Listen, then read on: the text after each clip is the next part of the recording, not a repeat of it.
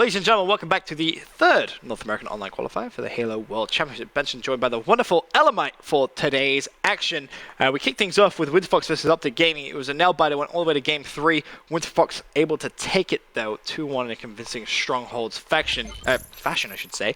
Going into the next matchup, though, it's Evil Geniuses versus Winterfox. We have a couple of players we want to keep our eyes out for, one of which is going to be Ryanoob. Elamite, what can you tell me about Ryanoob?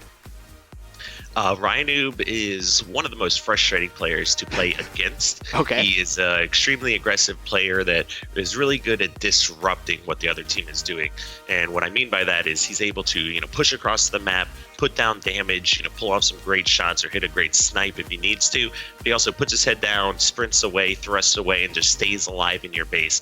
And instead of, killing the first guy that charges across and all of a sudden having a 4v3, he is no shields, gets away, and he's hiding in your base, and you're all of a sudden trying to push across, worrying about when is the guy going to come up behind you. Well, we take a look over at the players to watching the overall series. Ryanoob versus Lunchbox. Lunchbox been playing extremely well as of late. Give me a breakdown on him as well, Elamite. Another great player there. A lot of similar things that he's able to pull off as far as consistent shots and snipes. Good decision making overall, and it's really just kind of finding your play style. We're talking about the Ryanoob play style. He's extremely aggressive. He can do a mix of both. Well, the winner of this next match will be in the quarterfinals. I said it wrong. This is, of course, a round 6 game that we will be watching. Evil Genius has been extremely consistent as of late. Do you expect to see that consistency kind of continue in this round of 16 game? Now, it's going to be really hard to tell coming up here because EG is a team, over the course of history, a lot of original players or players that have been across or in the scene for a long time. And that's kind of where that play style develops, where they're able to, put some shots down, back down, stay alive, keep your shields. And you see Winterfox, the team, the really aggressive team or, new age players, for lack of a better word, that is just kind of overly aggressive, constantly charging, pushing, overwhelming the other team. And EG, similar to Optic, but a higher skill cap at this time right now. You have Snipedown, who's considered maybe one of the best, if not one of the best players in the game right now. And then, of course, you have Lunchbox, Roy, and Lethal. And, nothing really needs to be said about those players. Everyone's seen what they're able to do and some of their performances they've had. Well, for now, we can head to a quick commercial break. When we return, though, in about 20 seconds, game number 1 of the series will be ready to go. Be right back. What's up, YouTube? My name is Earl the Hot Tamale, and I'm here on the Epidemic here to show you guys an awesome map feature. Today we are looking at Drive-Thru by Pandas for Life. This is an aesthetic map featuring a McDonald's, a gas station, and a car repair shop. I've never worked at McDonald's, and I often actually try to avoid having to eat there, so I don't know if for sure this is a perfect recreation. However, the outside architecture and the color scheme is spot on to any Mickey D's that I have seen in my life. Here in the interior, you can see the staple red chairs that are in every McDonald's, and it does look very, very good. Unfortunately, most McDonald's don't have a spot.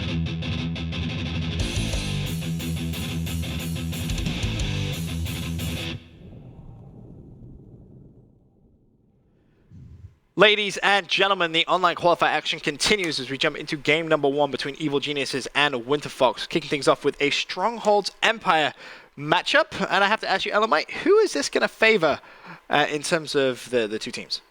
I've got to go with EG here. It's EG. It's like, what else can you say about that team? Everyone expects, no matter what place they get on any of these online qualifiers, everyone is expecting them to come out and essentially be a team that is in the finals. We saw them make it to the semis in Online Qualifier 2. They won Online Qualifier number 1.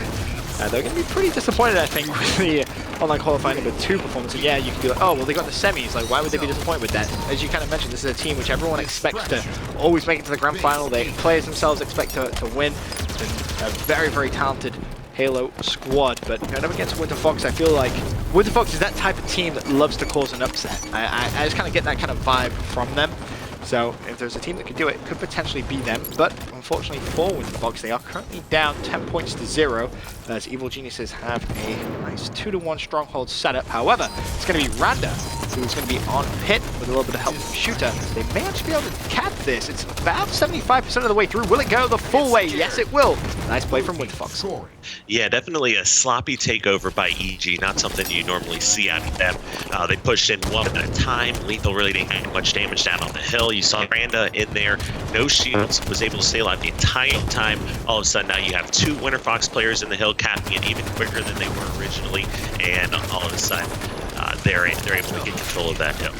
Shooter was able to pick up a double before shotgun behind. Randa has the shot, he picks up a double. Second kill there on Roy. Now actually potentially pushing over in toward that spawn. Just be careful because there will be multiple players from EG pushing out. Was able to find Lunchbox before Snipedown got that pick. Overall the score 15-14. A very close game is actually going to be all tied up. Things now over at Arcanum, who has the BR. Looks as if he's going to be the player trying to cover that Pit area. As Pit now actually being taken away from him, he's going to need to try and make a play here. There's going to be three players. Snipedown and Roy. The Pit will be taken away from Arcanum, but pretty much all four players from EG swarmed in towards Pit and made that a very, very easy cap. Exactly. Like normally in those situations, what you'll see a lot of teams do is rotate outside, push across to the other base. It's just so hard to capture the bottom center hill. When the other team has tower, you'll just see them chucking nades into the hill. You'll see them jump up in the air and ground pound. What was happening was OS was coming up. EG made a smart together push towards the bottom hill, grabbed the OS, were able to wait for Winterfox to charge them, both get the kills and pick up the hill time. So you can see great play, shows the experience, shows the knowledge that EG has while competing and playing the Strongholds. Because of that nice little play, Evil Geniuses were able to put themselves back into that lead. However, props to Winterfox as they're able to once again recapture Pit and begin that journey of reducing the deficit. It's now down to just 8 points forward with Roy, though, who may need to do a little bit of defensive work here. And unfortunately, he will fall. That's Randa making a big play. And that is actually going to be a trip cap coming in from Winterfox. And that seems a little strange to apply so much pressure against Evil Geniuses there. You know, you had that 2-to-1 flag setup, but what was going through Winterfox's mind there, Almight?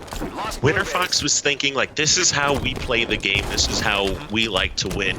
They just like to overwhelm the other team, constantly applying that pressure. Lots of teams you'll see take a step back, hold off on capturing red base, but not Winterfox. They push through, able to get the kills, grab control, but, you know, it comes with its risks as well. Looks at EG, you know, after going 4 down, they got split spawns on both sides of the base and all of a sudden picked up 2 hills. So you can see where a lot of teams choose not to go that route, not to push across and tank all 3 hills, because all of a sudden you lose control of the spawns, you don't know where the other team's going to be.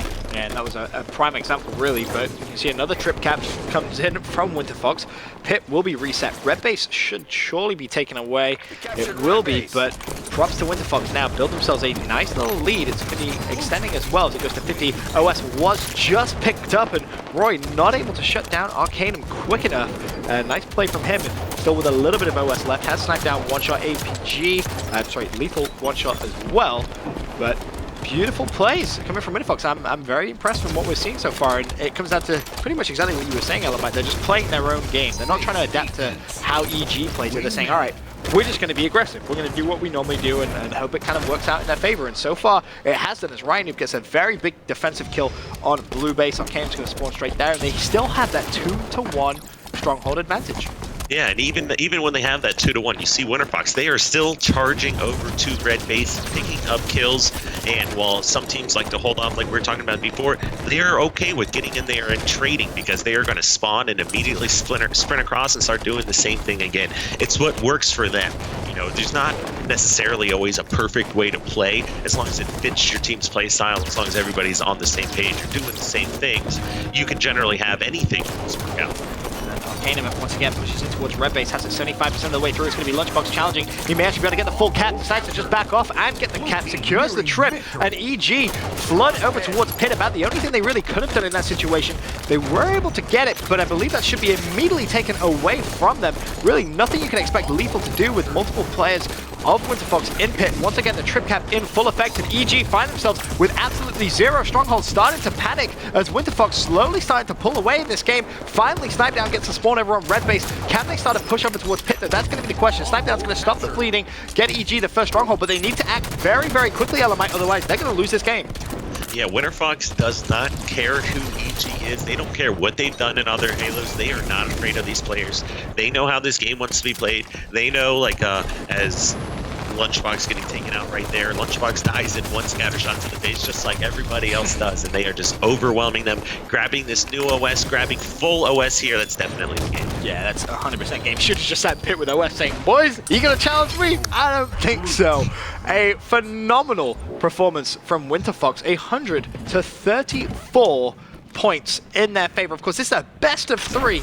Winner progresses to the quarterfinals. This is an Evil Geniuses who won the first qualifier and got the semifinals of the second qualifier. Now find themselves potentially not even making it to the quarterfinals, but got to give some massive props to Winterfox there, making all sorts of great plays. Looking at that scoreboard, one number stands out to me a lot. 2 kills for Lunchbox. That entire game, Elamite. Now, you can look at other things, you know, assists coming in big in Halo, obviously, team shooting, etc., but 2 kills, no matter how you look at it in a game of Strongholds, that's not quite cutting it. Right. I mean, kills tell a huge tale, so does damage dealt and assists in the game as well. But regardless of what happened in this game, you know, that was EG that just got essentially manhandled in that game. That was not even close. They could not get control. They got a couple bottom hills, which I didn't expect them to, or they shouldn't have been able to if Winterfox was playing it correctly. But even with all that being said, they just came out and dominated them. Yep, fantastic performance from Winterfox. For now, quick commercial break. When we return, though, jumping into map number 2 of the series. The new Tracer armor in Halo 5 Guardians features everything you need to survive combat, including a jet-powered expressor machine, a visor with no apparent visibility, and a cooler to keep your bubbly ready for celebration. Hey there, I'm Andy Bravo Dadinsky, and this is Breaking Down the Map, the only show you need to take you to the top in Halo 5 Guardians. You may have noticed that some of the Halo 5 multiplayer maps have alternate versions. These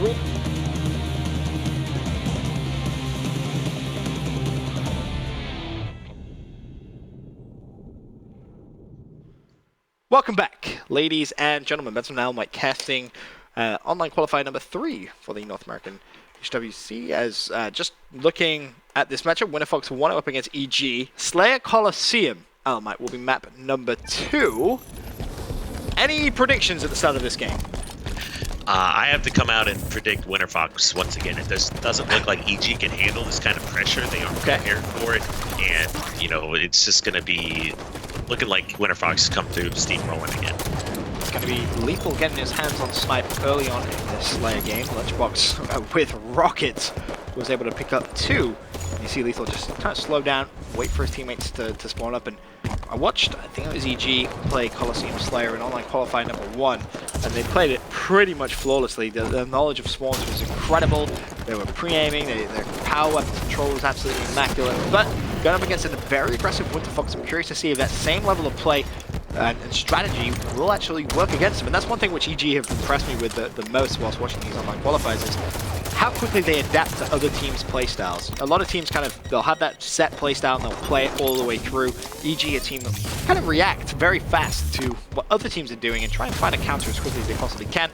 Early on in the Slayer game, 7-6 in their favor. Still watching Lethal with the sniper rifle. Yet to see him hit anything spectacular. Actually missed the no-scope, but does get away with his life. And you can tell Lunchbox was not happy about last game. He came out within the first 30 seconds of this game. He's already got as many kills as he had last game. Not hard, it was only 2. But still, the point definitely stands. The game tied at 9-9. Hey, Lunchbox has more kills than last game as he connected with the grenade on Brian. But right. He's not a player that's going to let that phase him. How do you recover from that, though? Like, is it something where a player like Lunchbox is just going to sit there and say, screw it, I'm going to forget about game number 1? Or is he going to be kind of thinking about it in the back, knowing that, I don't want to necessarily he was the reason the team lost, but only picking up 2 kills in a game is definitely not helping the team win, let's put it that way. Right, I wouldn't say exactly helps build your confidence, but a player at Lunchbox's status, somebody that's been able to do what he's been able to do, it's not going to affect him. He knows that people can have bad games, things just don't go your way sometimes, and he comes out, like we just said, don't get the same amount of kills first 30 seconds. He knew that he does not normally get 2 kills in a game, and he's playing every game to win. He doesn't care about his individual stats, and that's what makes Lunchbox so great. It doesn't matter what he goes as long as it's W at the end of the game. Looking at Lethal. He has this BR in hand. He recognizes Randa had rockets though. He's trying to find Rhino with this spot in the middle. He's actually got himself into a bit of a tricky little spot here, but somehow stays alive, trying to make his way over towards Snipedown, but Arcanum still with rockets, causing a little bit of problems. Go over to Arcanum now. Snipedown's actually going to challenge him, try to pick up the SMG, but not going to be able to get away. This game very close off the break. The 23-19 game. Sniper Rifle up in 10 seconds as well. Who's in a position to potentially contest? It's going to be Rhino, but this has Evil Geniuses all over it, and I believe that's going to be Lunchbox who gets control of it. Right, you could tell Snipedown was watching that. He wanted it. He knows his ability of sniping and how well he can hit shots. He wasn't able to get it at this time, but he knows Lunchbox can shoot and hit shots just as well. 25-19 lead. These Slayer games are definitely focusing and benefiting EG here, the team that can slow it down and we go patiently, as opposed to Winterfox, who's that team that's just itching to charge every single time here. So EG and the Slayer games, I definitely see them having the benefit. Rhino able to grab the sniper and get away with his life. Turns around, he's going to have 2 plays from EG. Challenging, goes for the snapshot, not able to connect. Of course, Rocket's up in 18 seconds. And Rhino in a prime position to stop Snipedown from getting them if he can stay alive long enough. He actually went for a bit of a premature challenge, but he's going to spot Snipedown, and that's the kill I was expecting to see. Nice play from Rhino. Can he get the ground pound now as well? No. Needs to be careful because he does still have control of the sniper rifle. Maybe a little bit over-aggressive there, as he could have just defended that rocket. Didn't want anyone from Evil Geniuses getting it, but you see Randa pushing straight up. I believe he may have just got his hands on it. No, he opted not to pick him up just yet. Lunchbox still trying to challenge, but Randa with 2 now surely should be able to control those rockets. And definitely a questionable ground pound there. He did not need to do it. He had teammates in position. He had sniper rifle, and he was able to be, or he was taken out there. Now all of a sudden they're still down by 4. Gave up a huge control and sniper area with sniper they had. Pick up the VR. Of course, Lethal now with a rocket control. You can see Evil Genius's lead potentially get a little bit bigger. Arcanum will drop. That was a pickup from Roy. More rockets in that kill feed, and that lead is really starting to get out of Winterfox control right now. Absolutely, you know, that was could have been a deciding factor there. You know, if he was able to stay alive, he went from having the sniper putting shots down to just dying and losing control there. And as we see, Optic has snipe on lockdown. Back to Roy. See if he's able to do anything with the assault rifle. It's going to be Rhino directly in front of him. He has no shields. They're waiting for the regen to come in. Meanwhile, Arcanum's going to pick up a triple. See, can he find anyone else with the MR? Doesn't look like it, but 33-38. That's going to reduce the deficit a little bit. Rhino with 1 as well. Down 4. SMG, can he make it down by 3? This is a big pickup on Lunchbox. Nice play from Arcanum, but again, it was just a trade. Lethal was able to pick up 1 before falling. Sniper rifle up in 28 seconds left. 28 seconds as well. Rockets up in 28 seconds. If you're Winterfox right now on the map, what do you play for? Do you play for the snipe? Do you put more resources over on this side of the map? What Winterfox wants to be doing right now is just playing not to die. They have EG split up on different sides of the map. They need to be focusing on one player. You've got Lunchbox hiding in a cave here all by himself. They need to be pushing on, collapsing on one of these players here. If they don't, they're just going to risk EG coming around them and starting to collapse like they're doing right now. Huge kills by Ryan Noob here, picking it with the SMG, but right now it's a battle for that snipe tower. Yep, 39-41, 40-41. It's a tied game. The kills go completely in their favor, and so do the power. It's going to be Ryan Noob who's able to get hands on the sniper rifle as Winterfox actually pull out into the lead. 42-41. Now, can Ryan Noob knock Evil Geniuses out with this sniper rifle? This is a perfect time to control it. Lunchbox spots him though. Rhino fires a couple of bullets, misses, but it doesn't matter. The lead is starting to extend. The shooter picks up the kill with the Promethean grenade. More kills surely should go. There's the headshot on Snipedown. 46-42. Another kill from Randa. And just as quickly as EG had a convincing lead, it's all been turned on its head. Yeah, that was pretty crazy to watch here, and we're talking about a best of 3. EG's tournament life is at stake here right now. This is going to be another performance they're not having. Yep, 48-42. This game is pretty much over. 49-43. This should be it. Snipedown is going to be charged, and he will fall. Winterfox knock out Evil Geniuses from the 3rd North American online qualifier and secure their spot in today's quarterfinals. You mentioned it's going to be a performance they're not going to be happy with. I mean, they went from winning to the semifinals to not making it into the quarterfinals. I think it's fair to say their #1 spot in terms of points overall could be at jeopardy by the end of today, especially if Allegiance have another good qualifier. They're currently in second place overall, trailing Evil Geniuses. And what went wrong for EG overall there, Elamite, in that series? You know what? It was just looked like great plays by Winterfox. You know, they just weren't able to handle that pressure. Even with some of the mistakes Winterfox was making, they were still able to get power weapon control, and hit some great snipes. You saw Ryan really clutching it up with both the no scope and a couple other headshots there. EG just wasn't able to commit and focus and hold control against that aggressive team. Well, for now, we are going to head over to a commercial break. When we return, more action from the third online qualifier. Be right back. Hey there, I'm Andy Bravo.